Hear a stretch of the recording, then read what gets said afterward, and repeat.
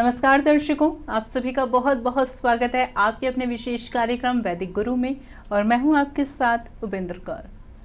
दर्शकों, आपने अक्सर इस बात को सुना होगा कि ग्रहों का हमारे जीवन में बहुत अहम रोल होता है, भूमिका होती है। पर ऐसा क्यों कहा जाता है? ग्रह अपनी भूमिका हमारे जीवन में कैसे अदा करते हैं और ग्रहों का हमारे जीवन से क्या संबंध है? आखिर जो समस्याएं हमारे जीवन में आती है उसके पीछे ग्रह ही क्यों होते हैं? क्या आपने कभी ऐसा सोचा है? यदि आपने ऐसा सोचा है तो ऐसे में आज यह कार्यक्रम आप बहुत ध्यानपूर्वक देखिएगा, क्योंकि आज इस कार्यक्रम के माध्यम से आपको इन्हीं सवालों के जवाब मिलने वाले हैं। क्योंकि आज इस कार्यक्रम के माध्यम से हमारे साथ जुड़ी है हमारी बेहद ही खास मेहमान जो कि वैदिक एस्ट्रोलॉजर हैं। तो आज उनसे हम जानेंगे इन सभी विषयों पर जवाब, और वो हैं हमारे साथ ईशा सक्सेना जी। तो आइए सबसे पहले मिलकर उनका स्वागत करते हैं। नमस्कार मैम, बहुत बहुत स्वागत है आपका। नमस्कार। जैसे कि आप एक वैदिक एस्ट्रोलॉजर हैं, तो ऐसे में वैदिक एस्ट्रोलॉजी के बारे में आज मैं कुछ आपसे प्रश्न करना चाहूँगी। और उसमें सबसे पहला प्रश्न यही करना चाहूँगी कि एस्ट्रोलॉजी है क्या, कैसे यह हमारी लाइफ में इतनी ज़्यादा भूमिका निभाती है? जी, एस्ट्रोलॉजी मतलब ज्योतिष। ज्योतिष जो है दो शब्दों से मिलके बना है, ज्योति और ईश, जो मिला के बनता है ज्योतिष। ज्योतिष हमारा बहुत प्राचीन विद्या है जो कि हमारे वेदों से आई है, और ये हमारे वेदांग में ज्योतिष को नेत्र कहा गया है। ईश्वर की ज्योति होती है ज्योतिष। एस्ट्रोलॉजी हमारी बहुत पुरानी विद्या है। जी बिल्कुल, बहुत अच्छे से आपने हमें समझाया कि एस्ट्रोलॉजी आजकल में नहीं बनी जी। इसका उल्लेख तो वेदों में भी है, यानी कि वेदों में यदि इसका उल्लेख है तो हम समझ सकते हैं कि कितनी प्राचीन विद्या यह है। बहुत अच्छे से आपने हमें एक्सप्लेन किया कि एस्ट्रोलॉजी क्या है, कैसे इसकी उत्पत्ति हुई। लेकिन ग्रहों का इसमें क्या खेल होता है? ग्रह हमारे जीवन में इतना प्रभाव कैसे डाल देते हैं? क्योंकि जैसे जब इंसान का जन्म होता है और आकाश में जो भी नक्षत्र, ग्रह, तारे जिस समय जिस तरह जहाँ पे विद्यमान होते हैं उस हिसाब से हमारा लग्न चार्ट तैयार हो जाता है। और जो भी ग्रह जिस राशि में, जिस नक्षत्र में होगा उस हिसाब से हमारा चार्ट तैयार होगा और उसी हिसाब से हमें रिजल्ट मिलने लगता है। बिल्कुल, यानी कि जिस वक्त हमारा जन्म हुआ है उस वक्त कौन से नक्षत्र है, कौन सी ग्रहों की स्थितियां कहाँ पर है, कौन से नक्षत्रों की स्थितियां कहाँ पर है, इसके माध्यम से हमारे जीवन का जो है पूरा चार्ट बनता है, जिसे हम कुंडली भी कहते हैं। जिसे हम कुंडली कहते हैं। और कुंडली में कौन सा ग्रह कौन से हाउस को रूल कर रहा है उस हिसाब से हमें रिजल्ट मिलता है। अच्छा, यहाँ पर मैं कुंडली की विशेषता आपसे जानना चाहूंगी, महत्व समझना चाहूंगी कि कुंडली को क्यों इतना महत्व दिया गया। यह तो हम समझ गए कि हाँ, नक्षत्रों की क्या स्थिति है जिस वक्त हमारा जन्म हुआ है और उसी के आधार पर कुंडली बनती है। लेकिन फिर भी हमें कुंडली देखनी इतनी क्यों जरूरी बताई गई है? कुंडली देखनी इसलिए जरूरी है क्योंकि हमारा कौन सा ग्रह कौन से हाउस में बैठा है, उस पे कौन से ग्रह की दृष्टि है, उस हिसाब से हमारा रिजल्ट है। ऐसे हमारी कुंडली में 12 हाउसेज होते हैं और पूरे 12 हाउसेज अलग अलग चीज़ों को रिप्रेजेंट करते हैं। उस हिसाब से हमारी लाइफ बताती है कि हम क्या करेंगे, क्या बनेंगे, शादी कब होगी, बच्चा कब होगा, कैरियर कैसा रहेगा, सब कुछ हमारी कुंडली बताती है।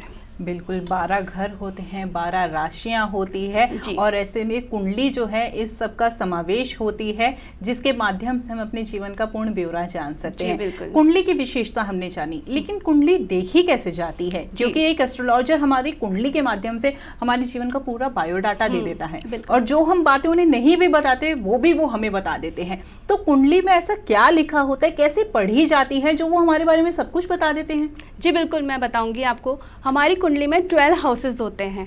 जो फर्स्ट हाउस होता है वो हमारी लग्न कुंडली कहलाती है। वो हमारा फर्स्ट हाउस से हमें बताते हैं कि हम दिखते कैसे हैं, हम कैसे हैं, हम क्या स्वभाव कैसा है, हमारी हाइट कैसी है, हमारा कलर कैसा है। ऐसे ही जब हम सेकंड हाउस पे आएंगे वो हमारा कुटुंब है, हमारी वाणी है, हमारा पैसा है। ऐसे जब हम आगे बढ़ेंगे फिर हम थर्ड हाउस पे आएंगे।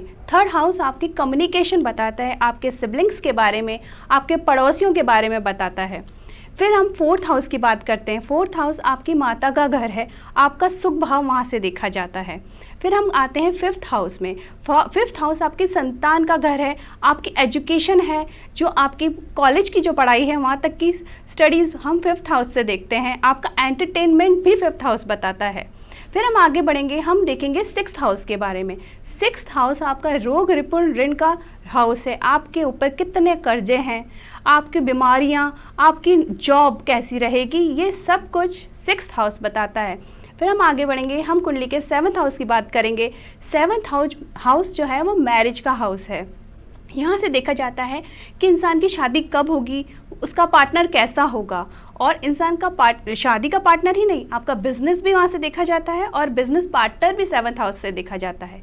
फिर हम उसके आगे बढ़ते हैं, कुंडली की 8th हाउस की बात करते हैं। 8th हाउस आपका गुप्त सीक्रेटिव हाउस है।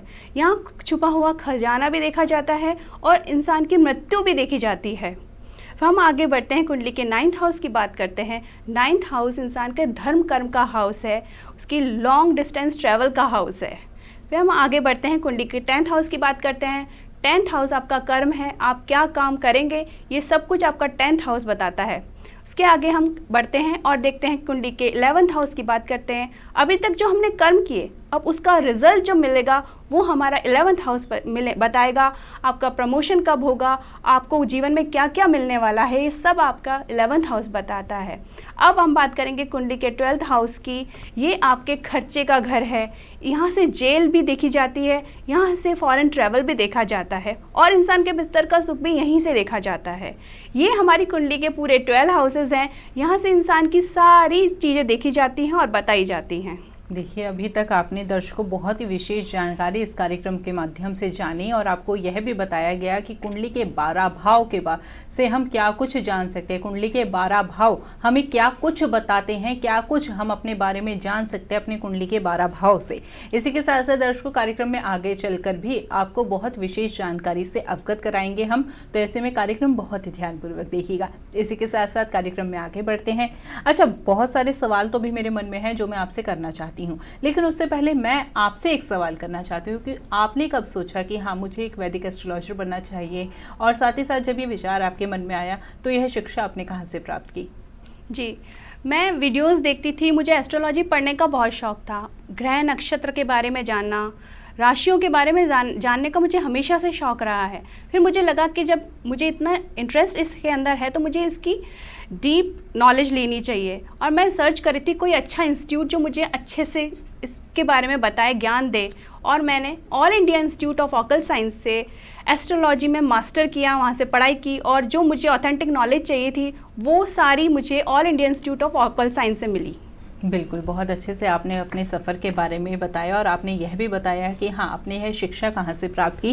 तो इसी के साथ साथ दर्शकों मैं आपसे कहना चाहती हूँ कि जैसे कि अभी आपने ईशा जी के सफ़र के बारे में जाना कि उनका यह सफ़र कैसे शुरू हुआ और उन्होंने यह शिक्षा अपनी कहाँ से प्राप्त की, ऐसे ही यदि आपके मन में भी विचार है कि आपको भी एस्ट्रोलॉजी सीखनी है या फिर एस्ट्रोलॉजी से जुड़ी कोई भी विद्या आपको प्राप्त करनी है, ज़रूरी नहीं कि वैदिक एस्ट्रोलॉजी ही आपको सीखनी है। चाहे आप न्यूमरोलॉजिस्ट बनना चाहते हैं, चाहे आप टैरो कार्ड रीडर बनना चाहते हैं, वास्तु विशेषज्ञ बनना चाहते हैं, पामिस्ट बनना चाहते हैं, रेकी एक्सपर्ट बनना चाहते हैं, यानी कि एस्ट्रोलॉजी से जुड़ी कोई भी यदि आप विद्या प्राप्त करना चाहते हैं तो ऐसे में all India institute of occult science Delhi से आप जुड़ सकते हैं। इस इंस्टीट्यूट से जुड़ने के लिए आप इनकी वेबसाइट पर जाकर लॉगिन कर सकते हैं, क्योंकि इनकी वेबसाइट बहुत बखूबी बनी हुई है जिसके ऊपर आपको सभी जानकारी प्राप्त हो जाएगी। इनके सिलेबस के बारे में भी आपको पता चलेगा, आपको जो है सब कुछ पता चलेगा, फैकल्टीज़ के बारे में भी आपको पता चलेगा, और साथ ही साथ यहाँ पर मैं आपको एक विशेष बात भी बताना चाहूँगी। All India institute of occult science Delhi में जो फैकल्टीज़ आपको मिलती है वो बहुत ही अच्छी है, क्योंकि वो आपको बहुत अच्छे से गाइड करते हैं, बहुत अच्छे से समझाते हैं। ईजीएस्ट वे के माध्यम से आपको एस्ट्रोलॉजी से जुड़ी विद्या प्रदान की जाती है, आपके डाउट्स को क्लियर किया जाता है। तो यदि आप इस इंस्टीट्यूट से जुड़ना चाहते हैं तो नंबर्स आपको लगातार आपकी टीवी स्क्रीन पर दिखाए जा रहे हैं, और साथ ही साथ आप इनकी वेबसाइट पर जाकर ज़रूर लॉग इन कीजिएगा। चलिए इसी के साथ कार्यक्रम में आगे बढ़ते हैं। यहाँ पर अभी हमने कुंडली के 12 भाव के बारे में जाना, अब इसी के साथ साथ मैं 9 प्लैनेट्स के बारे में भी आपसे जानना चाहूँगी कि 9 प्लैनेट्स जो हैं वो कैसे हमारे जीवन में रोल प्ले करते हैं। जी, हमारे जो 9 प्लैनेट्स हैं उनमें 7 मुख्य ग्रह हैं और 2 उपग्रह हैं जिन्हें हम राहु केतु कहते हैं। आप लोगों ने भी सुना होगा इनके बारे में।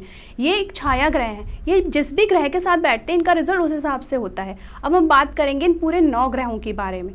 जो पहला ग्रह है, मैं आज बात करूंगी सन के बारे में। सन हमारा सोल है, हमारी आत्मा जिसे कहते हैं, और हमारे फादर को भी सन बताता है। ये हमारा कॉन्फिडेंस भी है और लीडरशिप क्वालिटी भी सन से देखी जाती है। अब हम बात करेंगे मून के बारे में। मून क्या है? हमारा माइंड है, हमारी माता है, हमारे इमोशंस सारे मून से देखे जाते हैं। फिर अब बात करेंगे मार्स के बारे में। मार्स क्या है? मार्स ऊर्जा है, शक्ति है, कंपटीशन है। और मार्स को हमने एक योद्धा के रूप में भी बोला गया है। इन ग्रहों में जो मार्स है वो एक योद्धा के रूप में देखा जाता है। बात करेंगे वीनस के बारे में। वीनस आपका स्पाउस है, सारी लग्जरी वीनस से देखी जाती है। आप जितने कॉस्मेटिक वगैरह जो भी यूज़ करते हैं सब आप वीनस में आता है।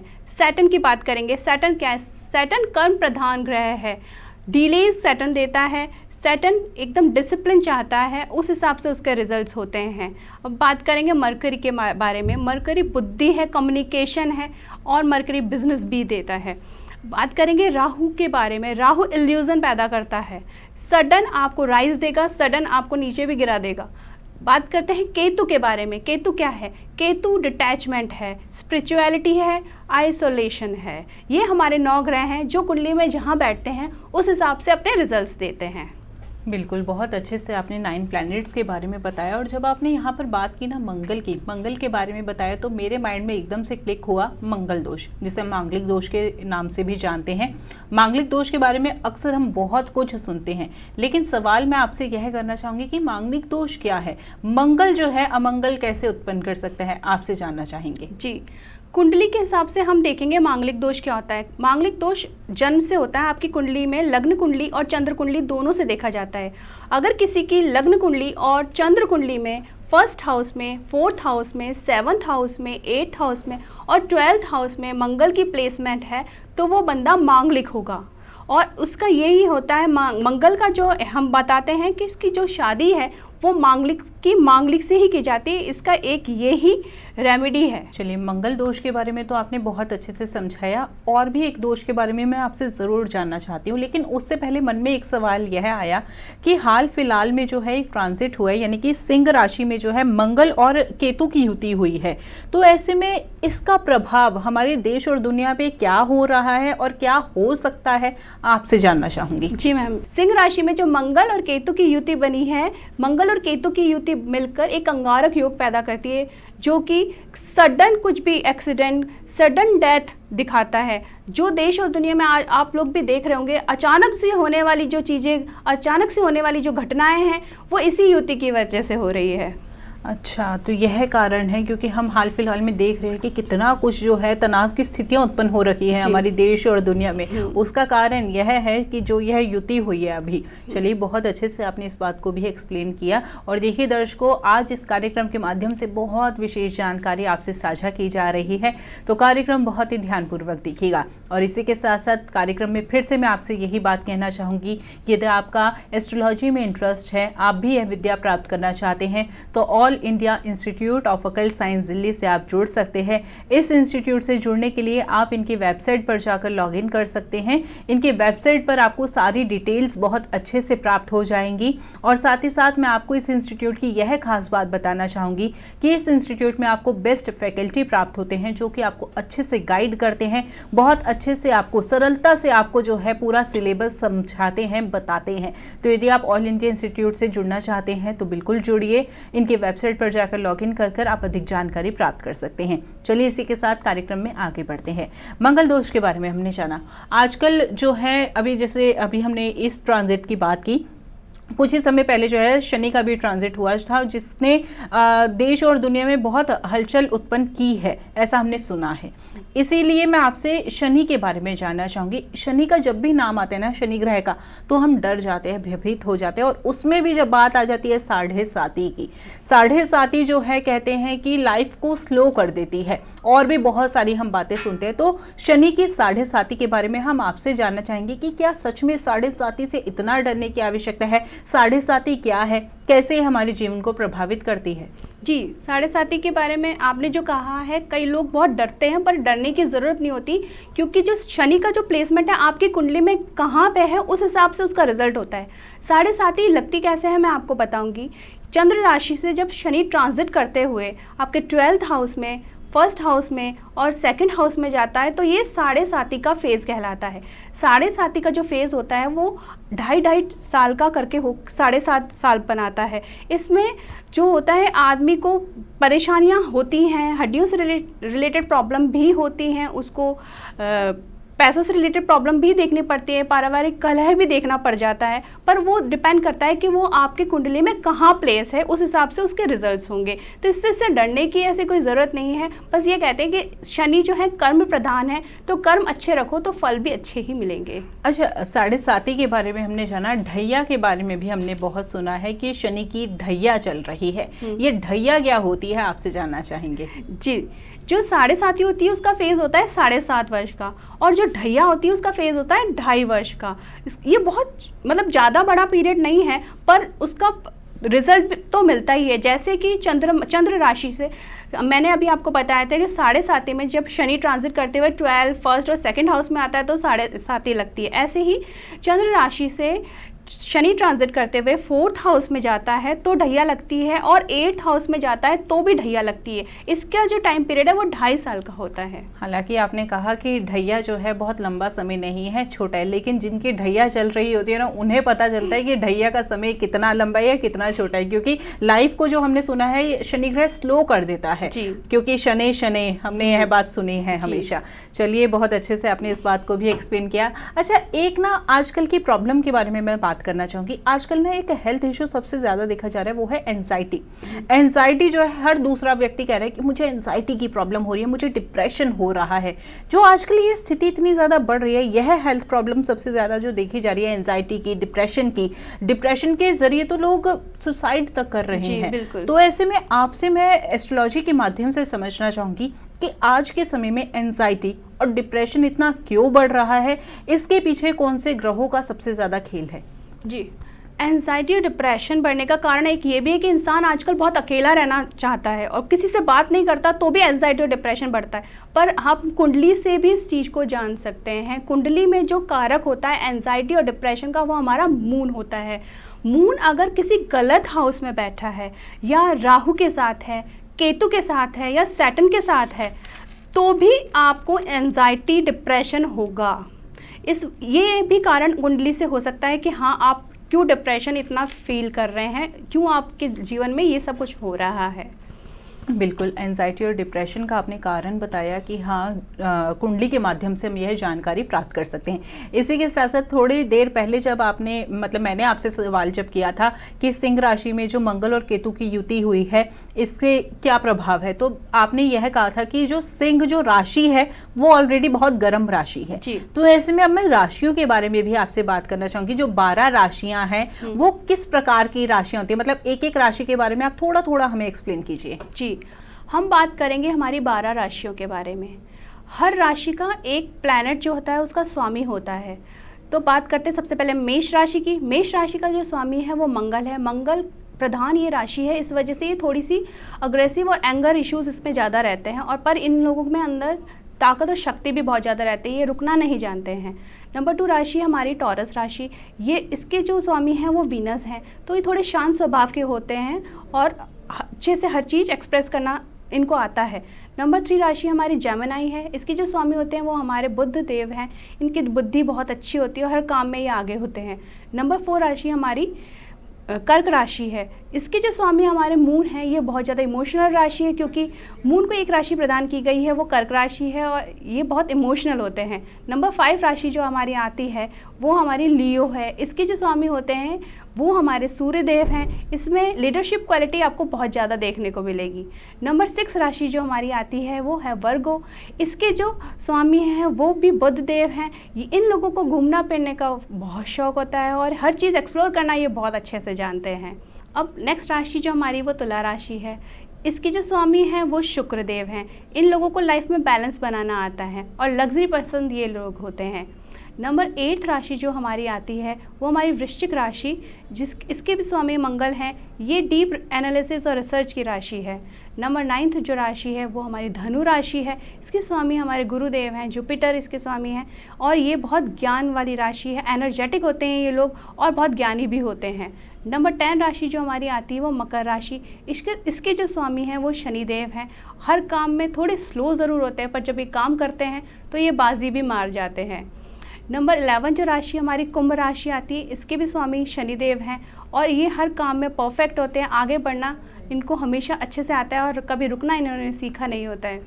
नंबर 12 राशि जो हमारी आती है वो जेमिनी, इसके भी स्वामी गुरुदेव हैं और ये द्विस्वभाव राशि है। हर तरह की चीज़ें ये फेस कर सकती है और हर तरह के काम इनको करना आता है। इमोशनल भी होते हैं ये लोग थोड़े। हमने बात करी हमारी 12 राशियों की और उनके साथ उनके स्वामी ग्रहों की भी। बहुत अच्छे से आपने हमें समझाया कि 12 राशियों के स्वामी ग्रह कौन से हैं और इनका स्वभाव कैसा होता है। तो देखिए दर्शकों, अभी तक आपसे हमने बहुत ही विशेष जानकारी साझा की है। 12 राशियों के बारे में भी आपको बताया गया है कि 12 राशियां जो हैं कैसे हमारे जीवन को प्रभावित करती है। इससे पहले हमने आपको बताया था कि हमारे 9 ग्रह जो हैं वो कैसे हमारे जीवन को जो है रूल करते हैं। साथ ही साथ उससे पहले भी आपको यह बताया गया था कि कुंडली के 12 भाव से आप अपने जीवन के बारे में क्या क्या जान सकते हैं। कुंडली हमारे जीवन में कितनी विशेष महत्व निभाती है, कितना विशेष महत्व हमारे जीवन में देती है। और देखिए दर्शकों, आज इस कार्यक्रम के माध्यम से वैदिक ज्योतिष के बारे में आपको संपूर्ण जानकारी प्रदान की जा रही है और कार्यक्रम में आगे चलकर भी हम आपसे विशेष जानकारी जरूर साझा करेंगे। तो कार्यक्रम बहुत ही ध्यानपूर्वक देखिएगा, क्योंकि कई बार ऐसा होता है ना कि जीवन में जब समस्याएं आती है तो हम समझ नहीं पाते कि इसके पीछे का क्या कारण है। हम बहुत सारे प्रयास करते हैं, तरह तरह के उपाय करते हैं, जतन करते हैं, लेकिन फिर भी जो है वो समस्याएं हमारे जीवन से जाने का नाम ही नहीं लेती। तो ऐसे में आप अपनी कुंडली का आंकलन करवाइए ना, क्योंकि कुंडली आपके जीवन का ब्यौरा होती है। जैसा कि हमने आपको कार्यक्रम में पहले बताया ही था कि कुंडली का यदि आप आंकलन करवा लेंगे तो आप यह बहुत अच्छे से समझ लेंगे, जान लेंगे कि आखिर जो जीवन में समस्या आ रही है, कठिनाइयां आ रही है, वो किस कारण से आ रही है।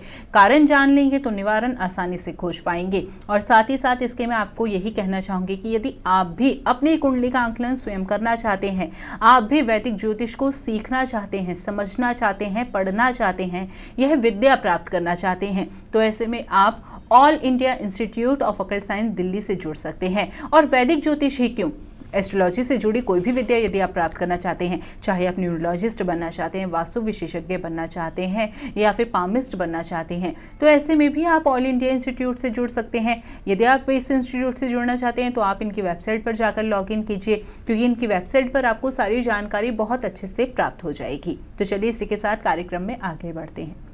यहाँ पर अभी तक हमने बहुत सारी चर्चा की है। अब बात करना चाहूँगी 2025 को लेकर। 2025 जब से शुरू हुआ है तब से बहुत कुछ हम देख चुके हैं। अब ऐसे में अभी बहुत मेजर ट्रांजिट भी हुए हैं, हमारे जो ग्रहों के हैं परिवर्तन बहुत सारे हुए हैं। तो ऐसे में अब मैं आपसे यह सवाल करना चाहूँगी कि 2025 अब जितना बचा है, जो शेष रह गया है, वो कैसा होगा, क्या कुछ देखना पड़ेगा हमें? जी, अभी तक आप लोगों ने देखा जैसे 2025 स्टार्ट हुआ वहाँ तभी से कुछ ना कुछ प्रॉब्लम आपने देखी होगी, क्योंकि जब हमने स्टार्ट में बात करी थी, जब ये साल शुरू हुआ था तो बताया था कि पूरा जब ये 2025 का हम टोटल कर रहे हैं तो ये पूरा 9 नंबर बन रहा है, जो कि मंगल का साल है। मंगल का साल है, ऊर्जा का साल है। आपने स्टार्टिंग से ही देखा कि कभी कहीं आग लगने की घटना हो रही है, कहीं एक्सीडेंट्स हो रहे हैं। इसका असर तो है ही, और सबसे बड़ा असर ये भी हुआ कि इस साल में 3 बड़े बड़े मेजर प्लैनेट्स ने ट्रांजिट किया है। जुपिटर का भी ट्रांजिट हुआ है, सैटर्न का भी ट्रांजिट हुआ है, राहु केतु का भी ट्रांजिट हुआ है, और अभी जो जून में युति बनी है सिंह राशि के अंदर मंगल और केतु की, उसने भी बहुत ज़्यादा प्रभाव दिखाए हैं। अब आने वाले टाइम में भी हमें थोड़ी बहुत चीज़ें देखने को मिलेगी, क्योंकि अब जो है शनिदेव ने अपने आप को रेट्रो कर लिया है, रेट्रो हो गए हैं शनिदेव। आगे जुपिटर भी रेट्रो होंगे तो थोड़ी बहुत परेशानी आपको और देखने को मिलेगी। अभी 6 महीने बाकी हैं, 6 महीने में भी कुछ ना कुछ अप एंड डाउन्स लाइफ में आते ही रहेंगे। यानी कि मंगल का साल है तो मंगल का साल अभी बहुत कुछ हमें दिखाएगा, अप्स एंड डाउन्स चलते रहेंगे इस साल। चलिए, यानी कि घबराने की आवश्यकता है वैसे हमें अभी? नहीं, घबराने की आवश्यकता बिल्कुल भी नहीं है। अपने आप को पॉजिटिव रखिए, कुछ नहीं होगा। बिल्कुल पॉजिटिव रहना बहुत ज़रूरी है, क्योंकि कई बार ना हमारी थिंकिंग बहुत ज़्यादा कार्य करती है। अगर हम सोचते रहेंगे कि हाँ हमारा काम बिगड़ेगा बिगड़ेगा बिगड़ेगा, तो वो ज़रूर बिगड़ेगा। अगर वही कार्य को हम सोचते हैं ना कि नहीं यह हमारा काम हो जाएगा, कुछ भी हो यह काम होगा ही होगा, तो ऐसे में वो पॉजिटिव एनर्जीज जो है ना वर्क करना शुरू हो जाती है और वो काम हमारा बन जाता है। बिल्कुल, ये हमारा जो सबकॉन्शियस माइंड है, जो हम सोच लेते हैं वही करके दिखाता है, इसलिए हमें हमेशा पॉजिटिव सोचना चाहिए। चलिए, इसी के साथ साथ कार्यक्रम के अंत में मैं कुछ विशेष रेमेडी भी आपसे लेना चाहूंगी जो हमारे दर्शक आसानी से अपना पाएं। जी, मैं यही कहना चाहूँगी कि सबको मेडिटेशन ज़रूर करना चाहिए। अभी के टाइम पे जो सबसे बड़ी रेमेडी है वो मेडिटेशन ही है। तो आप सब लोग अपने आप पे ध्यान दीजिए, प्राणायाम योगा करिए और मेडिटेशन ज़रूर कीजिए।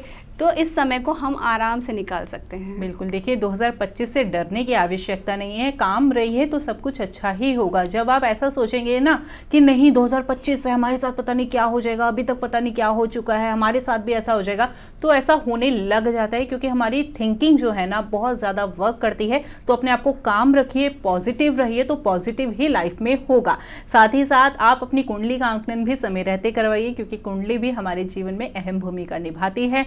आज इस कार्यक्रम के माध्यम से हमने कोशिश की है आपको अधिक जानकारी देने की वैदिक एस्ट्रोलॉजी के बारे में। कुछ बातें रह भी गई होगी, कुछ पॉइंट्स रह भी गए होंगे, लेकिन समय का अभाव है और ऐसे में हमें कार्यक्रम को यहीं पर विराम देना होगा। लेकिन यह निश्चित है कि जब भी आपसे मुलाकात फिर से होगी तो ऐसे में हम आपसे और जानकारी जरूर बटोरेंगे, जरूर प्राप्त करेंगे। तब तक के लिए आपने अपना कीमती समय दिया, आपका बहुत बहुत धन्यवाद। Thank you so. नमस्कार। नमस्कार दर्शकों।